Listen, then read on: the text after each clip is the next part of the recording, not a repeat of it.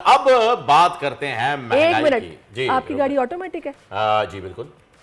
सही टाइम पे ले ली इसका मतलब है। हाँ हाँ बिल्कुल सही टाइम पे ले लिया। आपकी गाड़ी मैनुअल है? मेरी गाड़ी फिलहाल मैनुअल है। अच्छा अच्छा अच्छा, चलें ठीक है, कोई मसला। वैसे मेहरान ऑटोमेटिक आती भी नहीं है। जी नाजरीन, महंगाई जो है वो बहुत ज़्यादा बढ़ गई है और एक आम पाकिस्तानी को खाने के लिए भी मोहताज बना दिया गया है। तो ऐशो आसाइश के सामान की क्या बात की जाए, लेकिन काबिल गौर पहलू ये है कि अपर मिडिल क्लास और हाई क्लास तबका भी अब अपनी आसाइशों पर कॉम्प्रोमाइज़ करने पर आ गया है। ये एक इंतहाई ख़तरनाक बात है, जो कि पाकिस्तान में जहां दीगर सनतें बुरी तरह मुतासर हुई हैं, वहीं महंगाई से मुल्क की ऑटो इंडस्ट्री में भी बहरान आया है। और आज हमने सोचा है कि इसी पर बात की जाएगी, जिसके लिए हमारे साथ ऑटोमोबाइल एक्सपर्ट सुनील सरफराज मंज मौजूद हैं, जो किसी तारुफ के मोहताज नहीं है। अस्सलाम वालेकुम sir, welcome to the show. जी वालेकुम सलाम, बहुत शुक्रिया जी। जबरदस्त। अच्छा सर, सबसे पहले तो हमें यह बताइएगा, क्योंकि गाड़ियों में इस वक्त आपकी एक्सपर्टीज इतनी जबरदस्त है कि आपके पोर्टल की बनाई हुई रिपोर्ट के ऊपर ही जो है वो गाड़ियों के डील्स हो जाती हैं। तो आप इस वक्त इस चीज को बेहतरीन बता सकते हैं कि हम ईवी पर कन्वर्ट होने के लिए तो जा रहे हैं, लेकिन ईवी अफोर्ड कैसे करेंगे? सर, ईवी पे कन्वर्ट होने के लिए अगर नारा लगाना हो और मैंने अगर अलग अलग इलेक्शन लड़ना और मैं कहूँ कि जी गो ग्रीन का नारा लगा दूं, तो इट्स ओनली अ नारा। बिकॉज हमारे यहाँ जिस तरह इलेक्ट्रिक पॉलिसी को इम्प्लीमेंट किया गया है, आप देख सकते हैं कि पाकिस्तान में इलेक्ट्रिक गाड़ियों की जो टोटल पॉपुलेशन है वो 1000 या 1200 के करीब होगी। और उनमें से कोई भी ऐसी गाड़ी नहीं है जो इकोनॉमी सेक्टर की है। वो तमाम जैसे कहते हैं ना उम्रा के टॉय हैं। और उस पॉलिसी को यूज भी ऐसे किया गया है कि अगर आपने बहुत महंगी गैसोलीन गाड़ी लेनी थी तो आपको आधे प्राइस में वो इलेक्ट्रिक मिल गई तो आपने ले ली। और वो आधे प्राइस के बाद भी जो है ना, मतलब आप कह सकते हैं मल्टीपल ऑफ मिलियंस के अंदर वो गाड़ी है। तो आम आदमी के लिए तो इलेक्ट्रिक पॉलिसी आई नहीं है।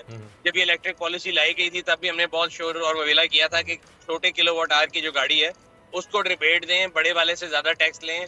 लेकिन उस टाइम पे बस एक गवर्नमेंट का नारा था कि जी हमने गो ग्रीन करना है, और वो फ्लॉड नारा था। और उसी की वजह से आप देख सकते हैं कि इस टाइम पे पाकिस्तान में एक ऐसा प्रॉब्लम है कि ना चार्जिंग नेटवर्क डेवलप हुआ है, ना ही गाड़ियों की तादाद ज्यादा हुई है। बिकॉज इकोनॉमी सेक्टर में या टू व्हीलर और थ्री व्हीलर के थ्रू इलेक्ट्रिक रेवोल्यूशन आएगा, ना तो पोस्ट आइकन के ऊपर बैठ के इलेक्ट्रिक रेवोल्यूशन आना है, ना ऑडी ई-ट्रॉन्स पे आना है। सुनील साहब, ना ही वाकई में क्योंकि बाइक्स तो अब आ रही हैं, हम देख रहे हैं कि इलेक्ट्रिक बाइक्स आना शुरू हो गई हैं और तकरीबन 3.5 लाख की बाइक मैंने सुना है जो कि 70 किलोमीटर चलती है और बड़ी जबरदस्त वो बाइक है। जहां तक बात गाड़ियों की है, अब एक गरीब बंदा जिसकी फैमिली है और अगर 3 बच्चे भी हैं तो बाइक पर तो वो सफर नहीं कर सकता, उसके लिए गाड़ी खरीदना इंतहाई मुश्किल हो गया है। रिकंडीशन गाड़ियां आना बंद हो गई हैं जो यहाँ पर मौजूद है, उनकी प्राइसेस इतनी हाई हो गई हैं कि वो अफोर्डेबल ही नहीं है। तो आपको क्या लग रहा है कि हालात, अब तो डॉलर भी नीचे आ गया है, तो कोई फर्क तो नजर ही नहीं आ रहा, इसकी वजह क्या है? देखिए, दो चीजें हैं। एक तो जो इलेक्ट्रिक बाइक है, मैं उसके बहुत ज्यादा हक में हूँ। मैं खुद भी आजकल इलेक्ट्रिक मोटरसाइकिल और स्कूटर्स काफी ज्यादा चला रहा हूँ और वो तकरीबन 2 लाख से स्टार्ट हो जाते हैं। तो जो मोटरसाइकिल वाला बंदा है उसके लिए तो इलेक्ट्रिक पे कन्वर्जन बहुत आसान है। गाड़ी यस, बिकॉज एक नई टेक्नोलॉजी है, तो वो पीछे से उसकी प्राइस भी इतनी महंगी है कि वो डॉलर प्राइस में भी आपको, अगर आप आजकल तो डॉलर थोड़ा नीचे भी आ गया, लेकिन still after conversion minimum car जो कि आपको इलेक्ट्रिक मिलेगी वो तकरीबन जो कि इस क्वालिटी की हो कि आप उसको रख सके, वो 50 लाख 60 लाख रुपए से शुरू होती है। तो आम आदमी के लिए तो 50-60 लाख रुपए भी बजट नहीं है। तो इसके लिए या तो थोड़ा हमें टाइम में वेट करना पड़ेगा कि इलेक्ट्रिक गाड़ियां थोड़ी पुरानी हो जाए, टेक्नोलॉजी थोड़ी पुरानी हो जाए, थोड़ी सस्ती हो जाएगी, तो फिर लोगों की अफोर्डेबिलिटी में आएंगी। अच्छा। But again I would reiterate कि अगर हमें इलेक्ट्रिक रेवोल्यूशन लाना है तो that has to come through two wheeler and three wheeler. अच्छा ठीक है, चलें, ये तो हमारे एक ईवी के ऊपर बात हो गई है। अब बात कर लेते हैं उन यूजर्स की जो कि दिन भर बेचारे जो हैं वो यही सर्च करते रहते हैं कि जी 10 से 15 लाख रुपए के अंदर कोई एक अच्छी मुनासिब गाड़ी मिल जाए, लेकिन वो उन्हें मिल नहीं पाती है। यानी गाड़ियों के जो पैसे हैं वो अब इतने ज़्यादा हाई हो चुके हैं, इतने ज़्यादा आउट ऑफ बजट हो चुके हैं कि कोई भी इंसान जो है वो गाड़ी अपग्रेड करने की बजाय जो है वो ये चाह रहा है कि अपनी गाड़ी बेचकर कुछ पैसे बचा लिए जाएं और एक बी कैटेगरी की गाड़ी जो है वो हासिल कर ली जाए। वो अफोर्ड नहीं कर पा रहा है। तो मैं चाहूंगा कि जरा ये भी बता दीजिए कि क्या कोई प्राइस नीचे होने की तवक्को रखी जा सकती है? नहीं, मेरा नहीं ख्याल। अक्सर लोग मेरे से भी पूछ रहे थे कि जी डॉलर नीचे आ गया तो प्राइस नीचे नहीं आएगी कि नहीं आएगी। अगर आप स्टडी करें, जब डॉलर 275 का था उसके बाद किसी ऑटो मैन्युफैक्चरर ने सवाल किया कि प्राइस नहीं बढ़ाई थी, बिकॉज लोगों के अंदर वैसी बाइंग पावर नहीं है। और इस टाइम पे अगर आप कोई भी नई गाड़ी लेने जाएंगे, कोई आपको रजिस्ट्रेशन फ्री दे रहा है, कोई इंश्योरेंस फ्री दे रहा है, कोई कैश रिबेट दे रहा है, तो ऑटो इंडस्ट्री की हालात ये है, क्योंकि वो ऑटो इंडस्ट्री की नहीं, लोगों की हालात है कि लोगों के पास बाइंग पावर ही नहीं है। तो मेरा नहीं ख्याल कि ना प्राइस ऊपर जाएगी ना नीचे जाएगी, इसी प्राइस पे उनको जो है ना गुजारा करना पड़ेगा, लोगों को भी और ऑटो मैन्युफैक्चरर लेकिन को भी। सुनील साहब, मैंने देखा है कि जिन ममालिक के अंदर गाड़ियां सस्ती हैं ना, वो गाड़ियां बनाने, मैन्युफैक्चरिंग में वो खुद कफील हैं, जिसकी वजह से प्लांट्स लगे हुए हैं, वो खुद असेंबल कर रहे हैं, खुद बना रहे हैं, तो उनके मुल्कों में गाड़ियां भी सस्ती हैं। मुझे ये समझ नहीं आती कि यहाँ टैलेंट की कमी नहीं है, वसाइल की कमी नहीं है, क्या वजह है कि पाकिस्तान इस इंडस्ट्री में खुद कफील आज तक नहीं हो पाया? पार्ट्स भी आएंगे तो बाहर से आएंगे। मेरे ख्याल से I couldn't agree more with you, आप बिल्कुल सही, you have hit the nail on the head, क्योंकि मेरे ख्याल से only way for auto industry to survive is localisation. जब तक वो लोकलाइजेशन ज्यादा नहीं करेंगे, ये काम चलता रहेगा, डॉलर ऊपर जाता रहेगा, आपकी गाड़ी की प्रोडक्शन कॉस्ट ऊपर जाती रहेगी। बट मसला ये है कि जब आपने कोई भी इंडस्ट्री लगानी होती है, कुछ करना होता है, आप देखते हैं कि क्या नंबर्स होंगे। और पिछले 1.5 साल से जो पाकिस्तान ऑटो इंडस्ट्री है वो श्रिंक हो रही है, तो मैं और आप भी अगर लोकल वेंडर है तो हम उसके अंदर इन्वेस्टमेंट ही नहीं करेंगे कि हम लोकलाइजेशन के ऊपर काम करें।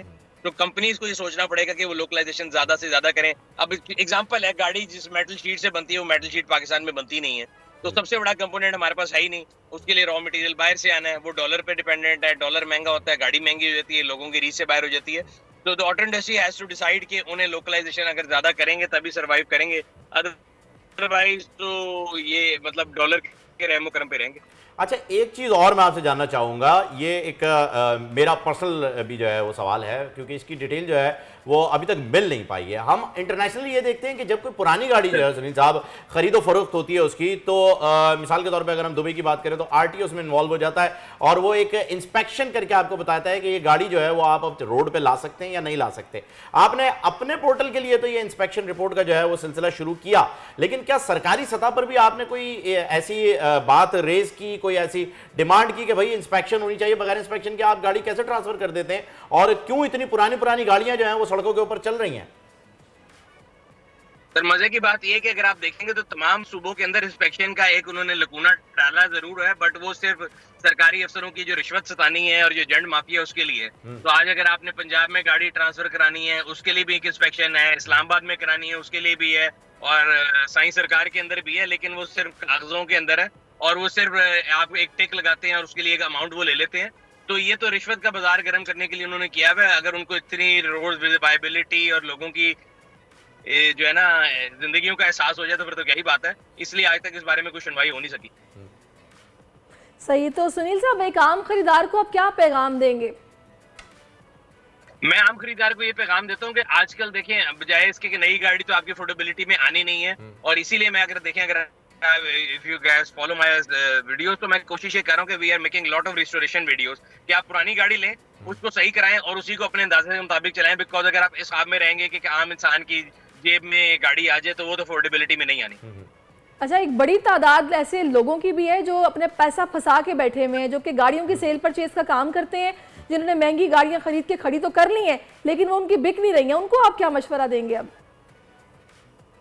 उनको मैं कहूंगा कि अच्छी बात है, देखें उनके साथ बहुत अच्छा हो रहा है, बिकॉज यही वो लोग हैं जो कि एक माफिया थे, जो लोगों से गाड़ियां ऑन पे बेचते थे, अब आज ऑफ की मार्केट है, तो there are always two sides of the coin and they are getting taste of their own medicine. I have zero sympathy and empathy for them and I think they are getting what they deserve.